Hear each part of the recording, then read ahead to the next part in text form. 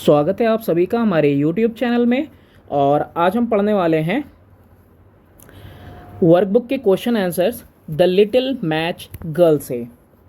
शुरुआत करते हैं अपने सबसे पहले पैसेज के साथ।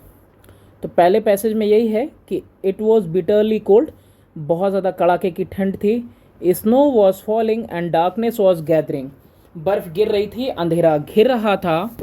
For it was the last evening, क्योंकि ये आखिरी शाम थी ऑफ द ओल्ड ईयर, यानी कि पुराने वर्ष की, यानी कि वो शाम थी कि जिसके बाद अगली सुबह नया साल होने को था। It was new year's eve. In the cold and gloom a poor little girl walked, यानी कि ठंड में और अंधेरे में एक बेचारी बच्ची टहल रही थी। बेयर हेडेड, सर पे कुछ नहीं था। बेयर फुट, यानी नंगे पाँव थी। थ्रू द स्ट्रीट्स, यानी गलियों से। She had been wearing slippers, उसने चप्पल पहने हुए थे। इट इज़ ट्रू, ये बात सच है। व्हेन शी लेफ्ट होम, जब वो घर से निकली थी। But what good were they, मतलब क्या ही इस्तेमाल के थे। सबसे पहला क्वेश्चन है इससे कि what was special about the particular evening in the story, तो क्या चीज़ खास बात है उस शाम के बारे में इस कहानी में। What kind of weather was there in the evening, किस तरह का मौसम था वहाँ शाम को। तो the special thing about the particular evening is it was new year's eve and weather was bitterly cold. तो क्या खास बात थी यहाँ, खास बात ये थी कि वो जो शाम थी वो नए साल की शाम थी, और जो वेदर था वो कैसा था, वो बिटरली कोल्ड, यानी कि काफ़ी ज़्यादा ठंडा था। ठीक है। फिर snow was falling and darkness was gathering, यानी कि बर्फ गिर रही थी और अंधेरा गिर रहा था। नेक्स्ट देखते हैं। नेक्स्ट क्वेश्चन है the girl had slippers on, कि बच्ची के पास चप्पल तो थे but they were of no use, लेकिन वो किसी ज़रूरत के, किसी काम के नहीं थे। वाई, ऐसा क्यों है। What happen to the slippers, और स्लीपर्स को हुआ क्या। The slippers that the girl was wearing belong to her dead mother, जो स्लीपर जो लड़की ने पहने हुए थे वो उसकी मरी हुई माँ के थे। दे वेर टू बिग, बहुत बड़े थे उसके लिए। For her and hence were of no use, तो बहुत बड़े चप्पल रहते हैं तो ऐसे ही चलना मुश्किल होता है, कभी आपने बचपन में पहना होगा अपने घर वालों का। The little girl had lost them and as she ran across the street, तो उस लड़की ने क्या किया था, खो दिया था। क्या खो दिया था, चप्पलें खो दी थी। कब, जब वो क्या कर रही थी, रैन अक्रॉस। रैन अक्रॉस का मतलब जब वो बचने की कोशिश कर रही थी, दौड़ के जा रही थी, है ना। दो जल्दी जल्दी चलती हुई गाड़ियां हैं, उनसे बचने के लिए गली में जाती है तो खो देती है। One slipper could not be found, एक स्लीपर तो मिला नहीं।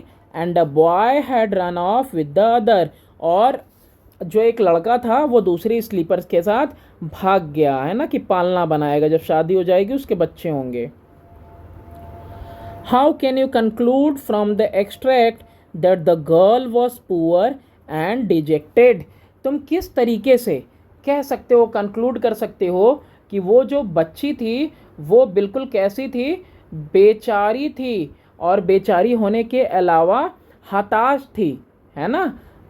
ठीक है, हताश, डिजेक्टेड का मतलब होता है the girl was dejected and poor in every sense, हर तरीके से, हर मायने में, हर सेंस में वो बच्ची कैसी है, हताश है, और बेचारी भी है, गरीब भी है। Because she was bare feet, नंगे पाँव थी। And she was sent out in on a cold night, और उसको कहाँ भेज दिया गया था, बाहर एक ठंड रात में भेज दिया गया था।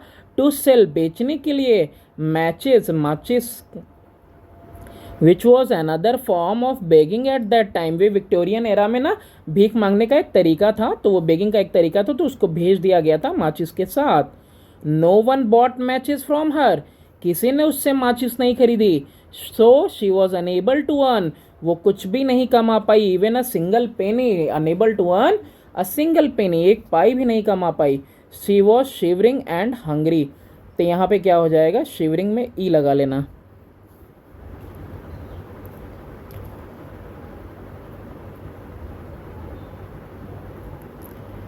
ठीक है। नेक्स्ट क्वेश्चन है कि why was the girl out in the cold. इस ठंड के मौसम में वो लड़की बाहर क्यों थी भाई घर से।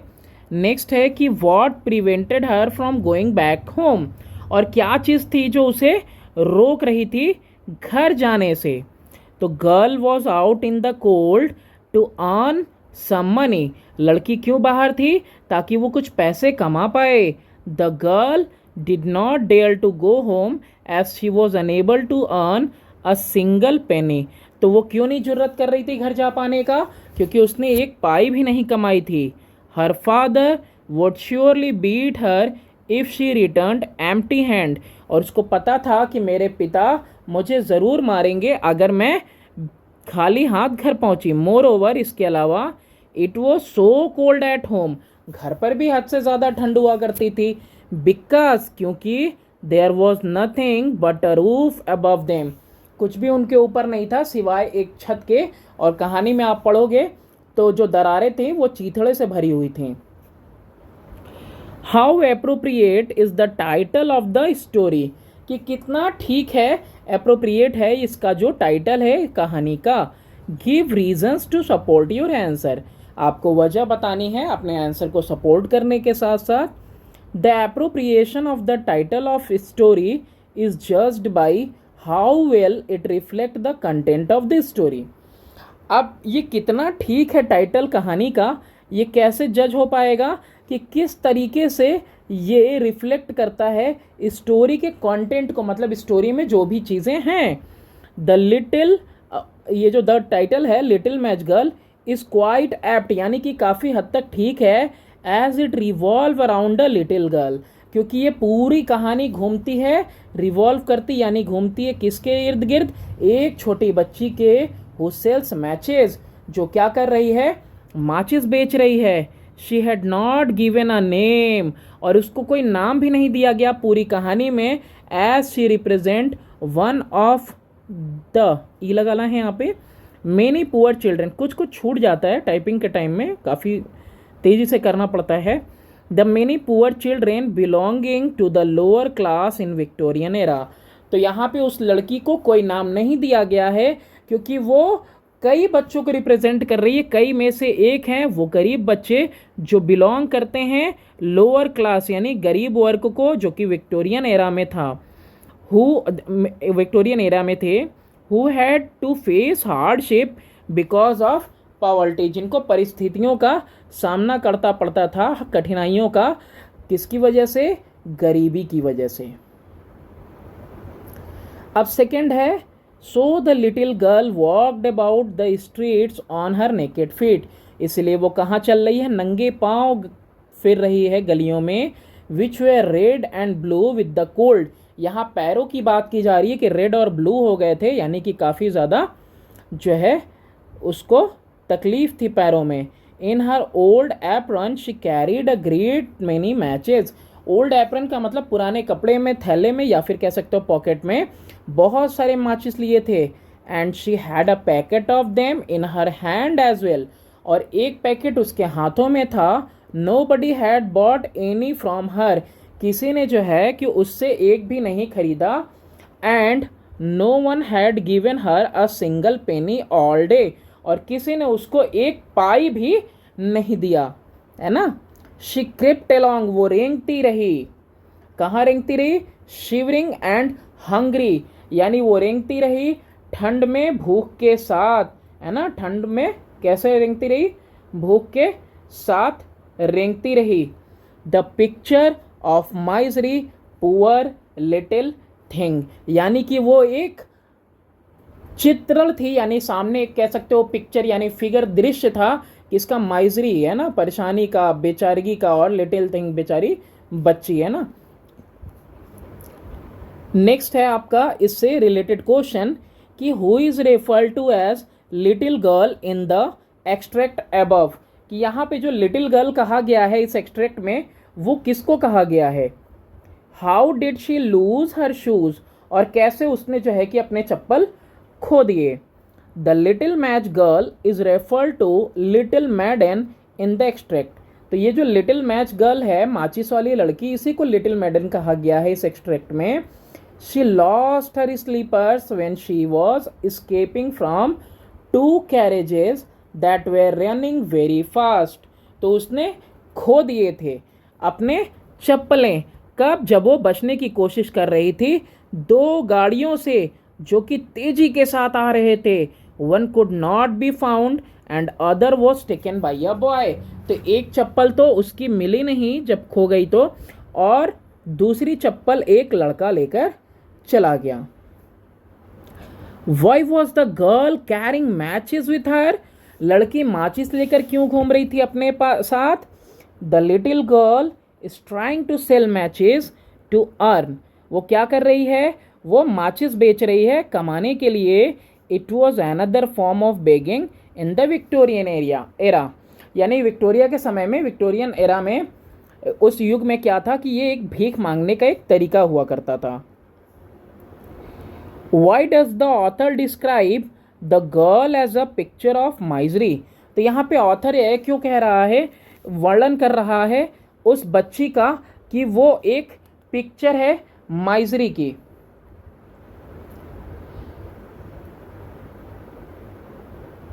तो माइजरी का मतलब होता है घोर निराशा, तकलीफ, दुर्दशा कह सकते हो, कि उसका एक जो है कि वो पिक्चर थी, फिगर थी।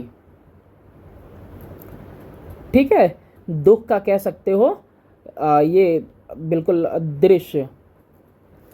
Author describe the little girl as a picture of misery because she was very unhappy that her grand mother had passed away who only loved her, and also her father will always scold her because of not selling all matches for earning money। यहाँ पे picture of misery क्यों है? Picture of misery इसलिए है कि वो बच्ची क्या है? अनहैप्पी है, यानी सुखी नहीं है, क्योंकि उसकी नानी माँ, ग्रैनी वर्ड यूज हुआ है ना इसमें, तो उसकी नानी माँ मर चुकी है। वही इकलौती थी जो उसे प्यार करती थी, लव्ड हर, और उसके पिता हमेशा उसको डांटते थे। अब वो माचिस नहीं बेचती थी पैसे कमाने के लिए, तो इसीलिए ये ऑथर ने उसको यूज़ किया है कैसा, कि ये एक चित्र है दुर्दशा का। what has not anybody bought from her and why? अच्छा, यहाँ पे क्या चीज़ थी जो किसी ने उससे नहीं खरीदी और क्यों? What was this act of selling used as a front of? और किस तरीके से ये जो बेचना था ये इस्तेमाल किया जाता था? She was trying to sell match boxes। तो क्या बेचने की कोशिश कर रही थी? माचिस की डिबिया ऑन द स्ट्रीट्स, गलियों में। But nobody bought the match boxes as they were busy with their new year preparation। किसी ने क्यों नहीं खरीदा? यहाँ पे क्वेश्चन है ना वाई, तो किसी ने क्यों नहीं खरीदा माचिस? बेच क्या रही थी? माचिस। तो क्यों नहीं खरीदा? क्योंकि हर कोई बिजी था, बिल्कुल व्यस्त था, प्रिपेयर कर रहा था, तैयारी कर रहा था नए साल का जश्न मनाने की। The little girls act of selling match boxes in cold shows parent mentality.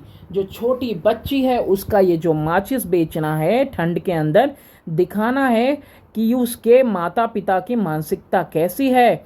It reveals, ये उजागर करता है, द इनह्यूमैनिटी, अमानवीयता of making their children work under such harsh condition, कि अपने बच्चों से वो क्या करवा रहे हैं? इतनी बुरी परिस्थिति में काम करवा रहे हैं। It also represent the class based society, और ये और क्या प्रदर्शित कर रहा है? वर्गीकरण, जो क्लास बेस्ड सोसाइटी होता है, यानी अलग अलग वर्ग के लोग होते हैं समाज में, वर्गीकरण कर दिया जाता है समाज का, वो दर्शाता है। Where the poor were sad and lonely, जहाँ पे जो गरीब हैं वो उदास हैं और अकेले हैं। Explain how is the story interspersed with the didactic element. अब यहाँ पे डिडेक्टिक एलिमेंट का मतलब क्या होता है? तो यहाँ पे डिडेक्टिक एलिमेंट का मतलब होता है शिक्षाप्रद, यानी आपको क्या शिक्षाएं मिलती हैं। और इंटरस्पर्स्ड का मतलब होता है बीच बीच में। तो कैसे बीच बीच में आपको शिक्षा दी जा रही है, यानी कि वो ऐसा कुछ तत्व वगैरह आपको मिल रहा है। Give two example of imagery, कल्पनाएं जो यूज की गई हैं इस एक्सट्रैक्ट में।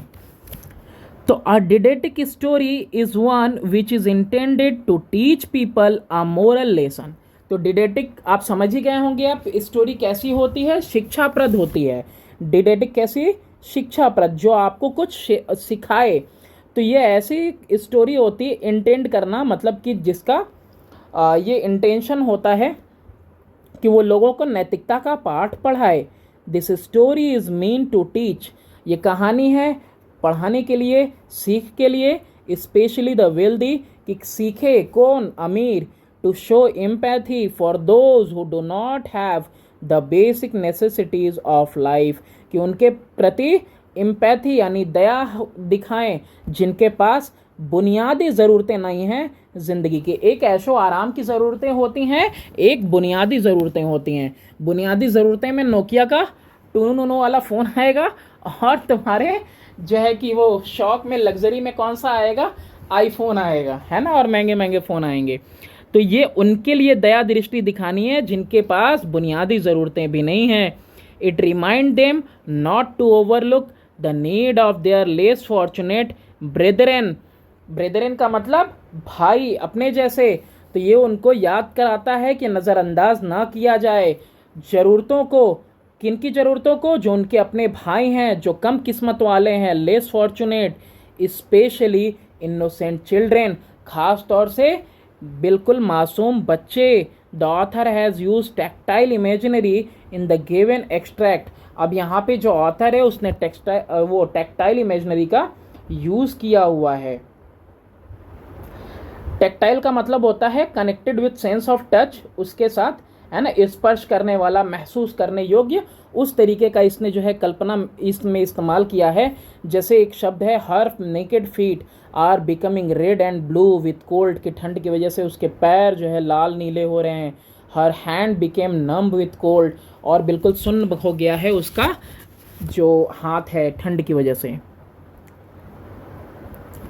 थर्ड वाला है, दो she tucked her little legs up under her, she felt colder and colder, she did not dare to go home for she had sold no matches and earn not a single पेनी।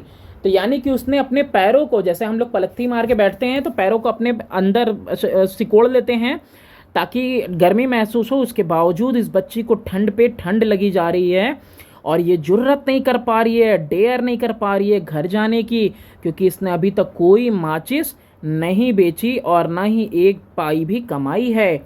इसके पिता, her father, would be sure to beat her, उसको ज़रूर पीटेंगे। And besides, इसके अलावा, it was so cold at home, घर पे क्या है, घर पे काफ़ी ठंड है। For they had nothing but the roof above them, क्योंकि घर पे छत के अलावा उनके पास कोई और चीज़ नहीं है। And the wind whistled through that, और हवाएं साए साए करके उसके अंदर से पार होती हैं। Even though the largest cracks were stuffed with straw and rags, यानी जो बड़ी बड़ी दरारें थीं उसको कैसे, जैसे कहीं मुक्की वगैरह होता है तो हम लोग प्लास्टिक वगैरह डाल के ठूंस देते हैं, या कोई चीथड़ा वगैरह कपड़े का लगा देते हैं, तो यहाँ पे भी जो दरारें थी घर के अंदर वो भरी हुई थी सूखी घासों से और साथ में चीथड़ों से। तो सबसे पहला है इससे क्वेश्चन कि where was the girl sitting, लड़की कहाँ बैठी हुई थी। How did she try to warm her fingers, किस तरह से वो अपनी उंगलियों को गर्म करने की कोशिश कर रही थी। The girl huddle down in a heap in a corner formed by two houses. तो ये लड़की कहाँ थी, ये लड़की हडल्ड थी। हडल्ड का मतलब क्या होता है, नीचे जम जाना, जम गई थी एक ढेर की तरह, है ना। In a corner formed by the two houses, दो घरों से जो है कॉर्नर जो बन गया था। One of which projected further out into the street than the other, तो एक घर जो कि आगे की तरफ निकला हुआ था गली के अंदर दूसरे से ज़्यादा। हर थिन हैंड्स वेयर ऑलमोस्ट नम, उसके जो पतले हाथ थे ऑलमोस्ट मतलब पूरी तरह सुन्न हो गए थे लगभग, है ना, विद द कोल्ड, ठंड की वजह से। And she tried to warm up by lightning match stick, और वो अपने उंगलियों को गर्म करने की कोशिश कर रही थी, अपने हाथ को कैसे जलाकर, क्या जलाकर, मैचिस की तिली जलाकर। नेक्स्ट है आपका why did the girl do not dare to go home, तो वो लड़की हिम्मत क्यों नहीं करती है घर जाने का। Give reason to support your answer, तो आपको वजह बतानी है, जो आपको ऐसी वजह बतानी है जो आपके आंसर को सपोर्ट करे। The girl did not dare to go home because nobody has purchased matches from her, लड़की क्यों नहीं जाना चाहती है घर, क्योंकि किसी ने उससे माचिस नहीं खरीदी। She did not earn even a penny, उसने एक पाई भी नहीं कमाई। She knew if she would go home his father would surely beat her, उसको पता था कि अगर वो घर जाएगी तो उसके पिता उसको पक्का क्या करने वाले हैं, पीटने वाले हैं। Explain what kind of relationship the girl shared with her father, अब आपको बताना है कि किस तरह का रिश्ता वो शेयर करती थी अपने पिता के साथ, कैसा रिश्ता था बेटी और पिता के बीच में। The girl had an affectionless relation with her father, यानी उसके पिता को जरा भी उससे स्नेह नहीं था, है ना, जरा भी प्रेम नहीं था। विदाउट अफेक्शन, कोई फीलिंग इमोशन अपने बेटी के लिए नहीं थी। हर फादर वॉज रुथलेस, उसके पिता कैसे थे, बिल्कुल रथलेस थे। रुथलेस का मतलब होता है क्रूर। Who sent her out to earn money, जिसने उस लड़की को भेज दिया था पैसा कमाने के लिए, इन सच अ कोल्ड, ऐसी ठंड में। शी वॉज अ विक्टिम, वो एक पीड़िता थी, of child abuse and was not fed and cloth properly, यानी चाइल्ड एब्यूज़ का मतलब है कि उनके साथ दुर्व्यवहार करना, तो वो वैसे ही वो झेल रही थी अपना दुर्व्यवहार, क्योंकि फेड करना मतलब उसको कैसे भरण पोषण भी नहीं मिलता था और ना ही कपड़े सही से मिलते थे। शी वॉज स्केयर्ड, डरी हुई थी, टू गो होम, घर जाने से, for fear of being beaten by father, कि उसको खौफ था, फियर मतलब खौफ, डर था कि उसके पिता उसे पीटेंगे। The warmth of love which she could have got from her father was substituted by lightning match stick, यानी जो पिता से उसको प्यार चाहिए था, ठीक है, अपने पिता से वो जो प्यार मिलना चाहिए था, वार्मथ, गर्मी प्यार की, वो उसको कहाँ से मिल रही थी, अब माचिस जलाने से मिल रही थी, है ना। वो किस में बदल गई थी, पिता से मिलने वाला प्यार अब किससे मिल रहा है, उसके एवज में सब्सटीट्यूट, मतलब एक की जगह पे दूसरा, तो मिल रहा था किससे, माचिस से, माचिस की तिले जलाकर। With reference to the story, तो इस कहानी के संदर्भ में, bring about the theme of class differentiation, तो इसमें थीम है एक क्लास डिफ्रेंशिएशन को दिखाया गया है, अमीर गरीब वाली बात, जैसे कि अभी पहले भी हम लोगों ने देखा कि वर्गीकरण है इसमें, कि अमीरों को जो है कि ध्यान देना चाहिए गरीबों के लिए, ख़ास तौर से इनोसेंट बच्चों के लिए। तो ड्यूरिंग द विक्टोरियन एरा, ये जो विक्टोरियन एरा था, उस समय का काल था, the middle class emerge and took over an important percentage of work places, तो यहाँ पे होता क्या है कि जो मध्यम वर्ग होता है वो उभरता है, इमर्ज होता है, और एक अच्छा खासा प्रतिशत, यानी एक बढ़िया भाग ले लेता है वर्क प्लेसेस का, यानी काम काज का। It is at this time, यही वो समय था, there appeared an under class, कि एक अंडर क्लास आपको देखने को मिलेगा, यानी दबा हुआ नीचे वाला class, which remained unemployed and lived in abject poverty, यानी कि जो हमेशा कैसा रहा, बेरोजगार रहा। अब बेरोजगार होने के साथ साथ अधम जो है गरीबी में रहा, यानी कि बिल्कुल हतोत्साहित, मतलब कह सकते हो बहुत ही नीचे, है ना, गरीबी में रहा। This class resented both the aristocracy and the middle class, और ये जो सबसे निचला वर्ग रहा है ना, एब्जेक्ट पॉवर्टी वाला, इसने रिसेंट मतलब निराश किया दोनों को, एरिस्टोक्रेट अमीरों को और मिडिल क्लास मध्य वर्ग को। There existed a huge gap between the financial condition of this class and the wealthy. तो ये जो क्लास था, जो एब्जेक्ट पॉवर्टी में था, अंडर क्लास वाला जो क्लास है, इसके फाइनेंशियल यानी कि वित्तीय स्थिति में और जो अमीरों का वित्तीय स्थिति था, वेल्दी लोगों का, उसके बीच में क्या था? उसके बीच में बहुत फासला आ गया था। The children in Victorian society were not only orphaned but also deserted. तो जो बच्चे थे विक्टोरियन सोसाइटी में, वो ना कि सिर्फ जो है कि ऑर्फेंड मतलब कि यतीम कह सकते हो आप, यतीम तो सिर्फ बाप का मर जाना, अनाथ होगा, बल्कि वो डिजर्टेड थे, यानी उनका कोई नहीं था, नेग्लेक्टेड थे, नज़रअंदाज किए जाते थे, एंड एब्यूज दुर्व्यवहार किया जाता था। Give evidence from this story to prove this statement. तो आपको एविडेंस देना है, सबूत देने इस कहानी से इस कथन को सही ठहराने के लिए। Compare the life of children in rural India with the children in the Victorian society. Hindustan के अंदर जो गांव में बच्चों का जो वो जिंदगी है, उसको कंपेयर करना है उन बच्चों के साथ, उन बच्चों की ज़िंदगियों के साथ जो बच्चों की ज़िंदगियां कब रही हैं विक्टोरियन सोसाइटी में, यानी विक्टोरियन समाज में। The children were regarded as miniature adult who were used for cheap labour. बच्चों को क्या समझा जाता था? बच्चों को एडल्ट समझा जाता था, है ना। और कैसा एडल्ट? Miniature adult. मिनिएचर का मतलब होता है छोटा, एडल्ट, है ना, समझा जाता था। और जिनको कि सस्ते काम के लिए, परिश्रम के लिए इस्तेमाल किया जाता था। इन दिस स्टोरी, इस कहानी में, the child is poor and मदरलेस।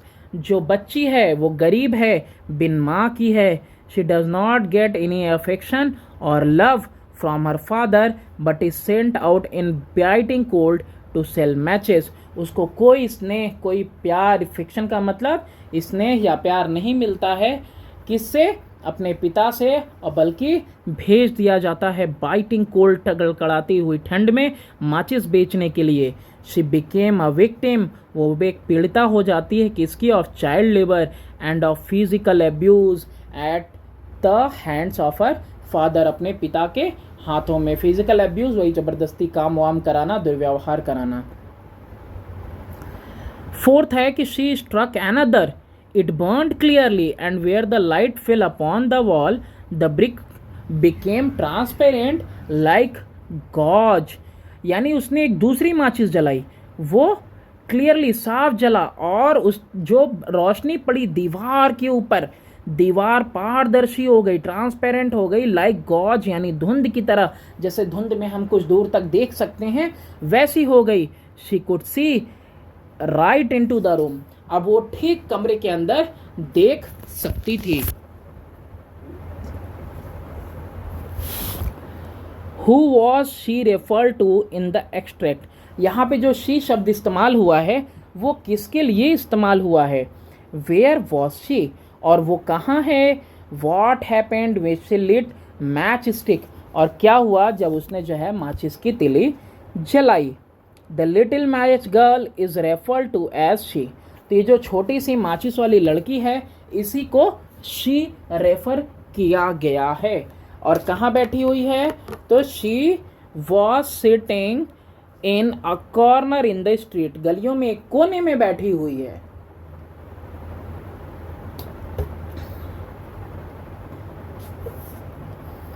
As soon as she lifted the second matchstick, its light fell on the wall। जब वो दूसरी माचिस की तीली जलाती है तो रोशनी दीवार पर गिरती है। She felt as if the wall had become transparent and she would see a sumptuous feast inside the room। तो यानी जैसे ही रोशनी दीवार पे पड़ती है तो उसको क्या लगता है? उसको लगता है कि सामने वैभवशाली, सम्चुअस का मतलब होता है बिल्कुल वैभवशाली, शानदार, आलीशान फीस्ट है। ठीक है, फीस्ट क्या होता है? दावत, दावत है कहाँ? कमरे के अंदर। तो बिल्कुल शानदार दावत दिखाई देती है उसको कमरे के अंदर।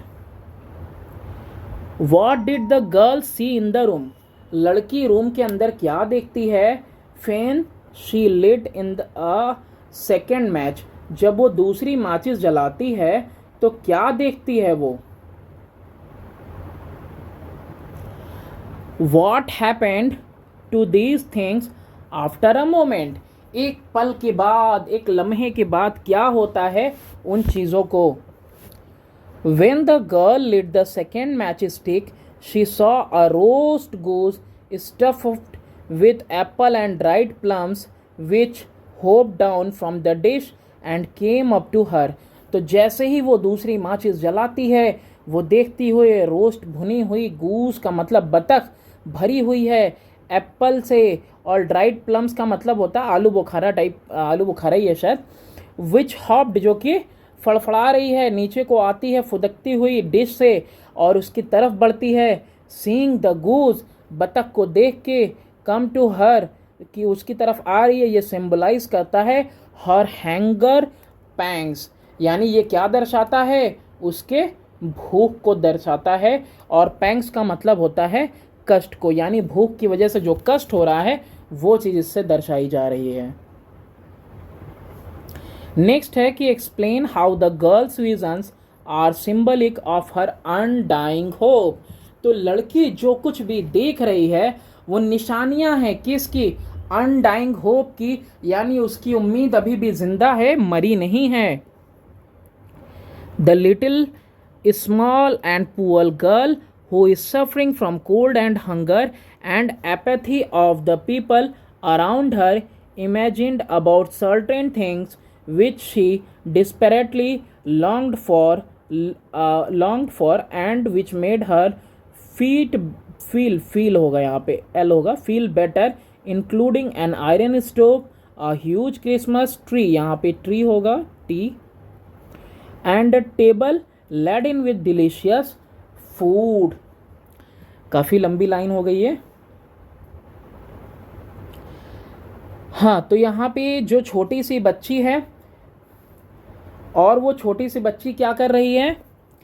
वो छोटी सी बच्ची बेचारी बच्ची है, सफरिंग यानी कि झेल रही है ठंड को, भूख को, और एपैथी उदासीनता ऑफ द पीपल अराउंड हर, उसके आसपास जो लोग हैं वो क्या कर रही है? उससे इमेजिन कर रही है, कल्पना कर रही है कुछ चीज़ों की जिसको वो शायद हमेशा से चाहती थी कि उसके पास हो। डिस्पैरेटली लॉन्ग्ड, डिस्पैरेटली का मतलब क्या होता है?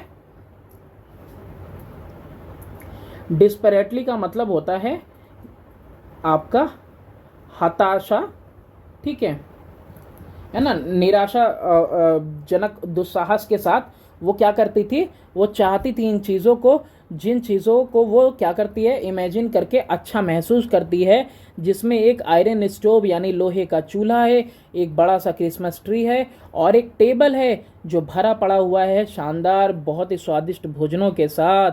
The girl imagines her deceased grand mother, तो जो लड़की है वो कल्पना करती है अपनी गुजरी हुई दादी का, डिसीज्ड ग्रैंड मदर का, है ना, उसके फेस का, just because she had faith and hope.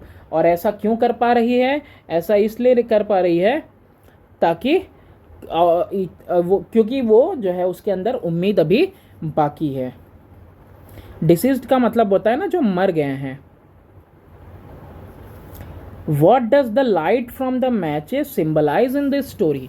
जो रोशनी है माचिस से निकल रही है वो इस कहानी के अंदर क्या निशानदेही कर रही? The light from the matches symbolise the light of God and hope. तो ये जो माचिस की तिली है, माचिस की रोशनी है, मैचेस से, जो माचिस से आ रही है वो निशानदेही कर रही है किसकी? वो है निशानी कि वो रोशनी है किसकी? भगवान की और उम्मीद की। They are symbolic of the warmth which the little girl was longing for. तो ये वो निशानियाँ हैं नरमाहट, वो गर्मी की, जो वो बच्ची हमेशा से चाहती है। Explain why the girl in the whole bundle of matches at the end of the lit है, यहाँ पे छूट गया। तो यहाँ पे ये है कि क्यों वो बच्ची जो है कि वो पूरा बंडल जला देती है लास्ट में स्टोरी के।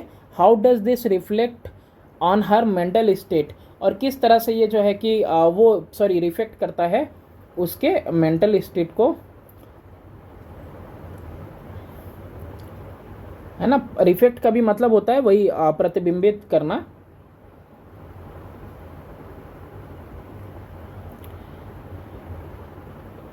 रिफेक्ट का मतलब होता है कि रिफ़्रेश करना, या फिर जो है कि स्पेशली फूड ड्रिंक वगैरह के लिए यूज़ होता है ये वर्ड, रीस्टोर करना कह सकते हो आप। When the little girl lit the match stick for the third time, जब वो लड़की माचिस जलाती है तीसरी बार, she saw her old grandmother, वो अपनी बूढ़ी नानी माँ को देखती है। She was delighted to see her and said her to take her along, वो बहुत खुश होती है अपनी दादी माँ को देखकर और कहती है कि मुझे साथ ले चलो। She did not want her to vanish, वो नहीं चाहती है कि चूल्हे की तरह, वो डिलीशियस टेबल की तरह, क्रिसमस ट्री की तरह उसकी दादी भी गायब हो जाएं। As the rest of the reasons had vanished, क्योंकि बाकी जो भी चीज़ें मैंने अभी बताई वो सब क्या हो चुकी थी, गायब हो चुकी थी। So she lit up the entire bundle of the matches to keep her grand mother invisibility, इसलिए उसने क्या किया, पूरा बंडल ही मैच स्टिक का, माचिस का जला दिया डिब्बे का, ताकि उसकी दादी उसके सामने रहें, दादी कहीं गायब ना हो। नेक्स्ट है कि बट इन कोल्ड ऑन, लेकिन ठंड की सुबह में, in the corner formed by two houses, वो जो कोना था दो घरों के बीच में, सैट लिटिल गर्ल विथ रोजी चिक्स एंड स्माइलिंग लिप्स, बैठी हुई थी सैट द लिटिल गर्ल, छोटी बच्ची, गुलाबी गाल थे, मुस्कुराते हुए होंठ थे, डेड फ्रोजन, मर चुकी थी ठंड से, है ना, मर के जम चुकी थी, to death the last evening of the old year, आखिरी शाम को पुराने साल की।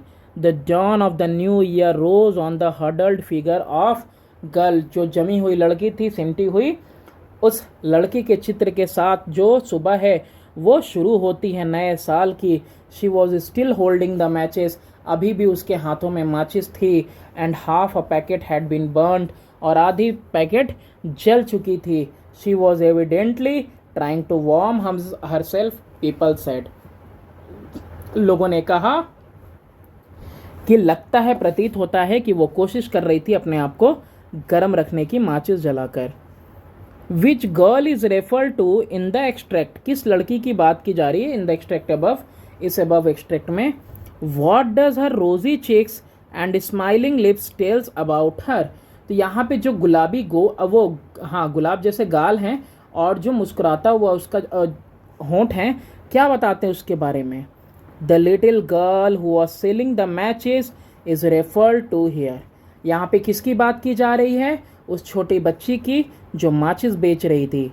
हर rosy cheeks and smiling lips signify that she had wonderful vision before her death, और उसके जो गुलाबी गाल हैं, मुस्कुराते हुए जो होंठ हैं, स्माइलिंग लिप्स, वो दर्शा रहे हैं कि उसको बहुत ही खूबसूरत जो है कि दृश्य दिखाई दिए अपनी मृत्यु से पहले। Now she was free from the anxieties of cold, अब ये जो भी कठिनाइयाँ हैं, एंग्जाइटीज हैं, किसकी, ठंड की, चिंता कह सकते हो आप एंग्जाइटी को, तो ठंड की, भूख की, डर की, as she had entered into the spare glory and joy, क्योंकि वो अब जो है कहाँ जा चुकी है, स्पेयर ग्लोरी और जॉय में। स्पेयर ग्लोरी का मतलब क्या होता है, तो स्पेयर ग्लोरी का मतलब होता है अतिरिक्त महिमा में जा चुकी है और आनंद में जा चुकी है। नेक्स्ट है what is refer to as beautiful visions, तो किसकी बात की जा रही है कि क्या चीज़ें हैं, मतलब वो खूबसूरत दृश्य हैं। इन द एक्सट्रैक्ट अबव, ऊपर के एक्सट्रैक्ट में, how does the girl encounter this beautiful visions, तो किस तरह से ये लड़की सामना करती है इन दृश्यों का। Her visions of an iron stove, a sumptuous feast, शानदार जो है दावत, a twinkling Christmas tree and her late grandmother are refer to as beautiful things, तो खूबसूरत चीज़ें इसके अंदर क्या हैं, ब्यूटीफुल विजन्स क्या हैं, वो विजन्स हैं, एक तो शानदार दावत, दूसरा टिमटिमाता हुआ क्रिसमस ट्री, और उसके बाद उसकी मृत नानी, ये सब चीज़ें बताई गई हैं ब्यूटीफुल थिंग्स, या कह सकते हो beautiful visions. It is by lightning the matches that she gets to encounter this beautiful thing, तो ये लाइटनिंग है मैच स्टिक यानी माचिस जलाने से ही इसको सामना होता है इन सारी खूबसूरत चीज़ों से। What kind of relationship existed between the girl and the grandmother? तो किस तरह का रिश्ता है उसकी नानी और उस बच्ची के बीच में। The little girl had a deep bond of love with her grandmother। सिर्फ एक F होना चाहिए यहाँ पे, एक काट देना। Deep bond of love।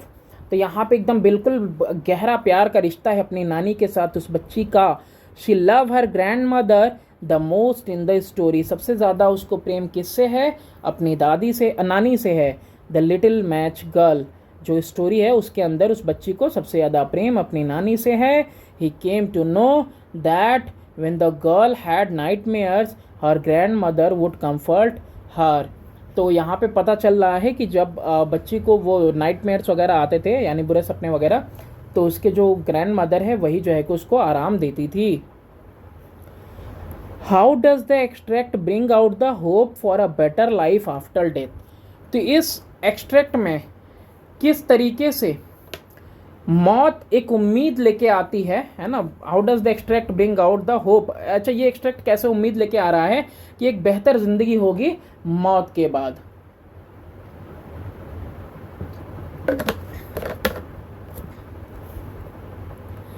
The girl pleaded with her grand mother to take her to heaven and both of them flew in brightness and in joy to be with God। लड़की pleaded प्रार्थना करती है अपनी नानी माँ से कि मुझे ले चलो कहाँ, स्वर्ग में, और दोनों उड़ जाते हैं रोशनी में, ब्राइटनेस में, है ना, आनंद के साथ, है ना, टू बी विथ गॉड, भगवान के साथ रहने के लिए। The girl's smiling face after her death this symbolizes a better life after life. तो यहाँ पे जो मुस्कुराता हुआ चेहरा है उस मृत लड़की का वो दर्शाता है कि एक बेहतरीन ज़िंदगी है, उसकी निशानदेही करता है कि बेहतरीन ज़िंदगी है मौत के बाद। Give the brief character sketch of the little match girl. How is she a representative of children in the Victorian society. तो यहाँ पे एक संक्षिप्त में आपको उसके चरित्र के बारे में बताना है उस लिटिल मैच गर्ल के। हाउ इज शी, कि किस तरह से उसको रिप्रेजेंट कर रही है, प्रतिनिधित्व कर रही है उन बच्चों का जो बच्चे कहाँ के हैं, विक्टोरियन समाज के बच्चे हैं। The little nameless girl is the main character. अब यहाँ पे जो छोटी सी बिना नाम के बच्ची है वही इस कहानी का मेन किरदार है। Though her age is not mentioned in the story. इसकी उम्र तो कहीं नहीं लिखी कहानी में। From the size of the slipper which she belong to her mother and were too big for her, it appear that she might have been between 7 to 10 year old। तो from size of the slipper, उसकी चप्पलों की जो size थी, आकार था, जो कि उसकी माँ के थे और जो बहुत बड़े थे उसके लिए, उससे ये प्रतीत होता है कि वो शायद 7 साल से लेके 10 साल के बीच में रही होगी, क्योंकि उसके बाद तो 15 साल तक के बच्चे अच्छे खासे विकसित हो जाते हैं। बिसाइड्स, इसके अलावा, she has been described as having tiny feet and little hand. इसके अलावा इसका वर्णन किया गया है कि उसके नन्हे नन्हे पाँव थे, छोटे छोटे हाथ थे। She had rosy cheeks and long curly hairs. उसके गुलाबी गाल थे और घुंघराले बाल थे। She belong to a poor household. वो एक गरीब घर से बिलोंग करती थी। As is reflected through the description of her house. जिस तरह से वो रिफ्लेक्ट हो रहा है इस कहानी से, तो इस तरीके से वो जो है कि उस समाज के बच्चों को दर्शा रही है कि कैसे वो जो है कि भीख मांगते थे। तो इसमें थोड़ा सा मुझे इनकम्प्लीट लग रहा है क्योंकि इसमें दूसरा वाला पार्ट पूरी तरह से दिख नहीं रहा है कि how is she representative of children in Victorian society. तो यहाँ पे इससे भी पता चलता है कि देखो बच्ची के बारे में बता दिया गया, फिर बता दिया गया नन्हे नन्हे पाँव थे और उसके घुंघराले बाल थे। तो वही 7 साल से 10 साल तक के बच्चे थे जो वहाँ बाहर भीख मांगते थे, उनसे मजबूरी में काम करवाया जाता था। Thanks for watching, do subscribe and share my channel.